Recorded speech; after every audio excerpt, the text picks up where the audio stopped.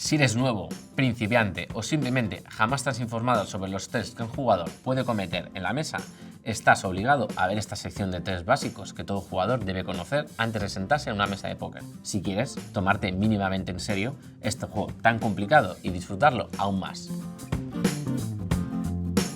Lo primero que tenemos que tener claro es que las respuestas instantáneas de nuestro cuerpo a un evento externo son las más honestas, porque es muy complicado, por no decir imposible, falsear una reacción tan instantánea. Es algo que comunica nuestro cuerpo de manera inconsciente y casi siempre incontrolable e involuntaria.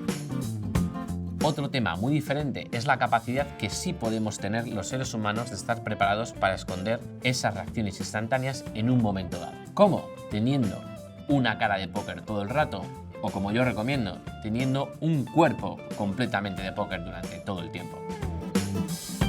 Sí podemos ocultar ciertas reacciones instantáneas, pero falsear respuestas autónomas instantáneas es realmente complicado. Por este motivo, daremos mucha importancia a los tests que ocurren inmediatamente después de la acción externa, frente a posibles tests que no son instantáneos y por lo tanto podrían ser razonados y meditados.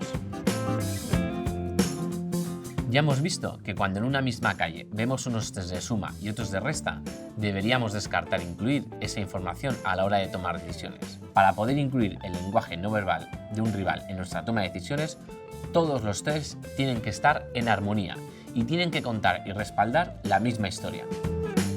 Si vemos tests que determinan debilidad y en la misma mano percibimos además otros tests que denotan fortaleza, lo correcto es no tener en cuenta ninguno de ellos en la toma de decisiones. Como excepción que confirma la regla, en alguna ocasión podemos ver un test instantáneo que significa debilidad, pero más tarde en la misma calle vemos uno muy evidente en el gesto que significa fortaleza.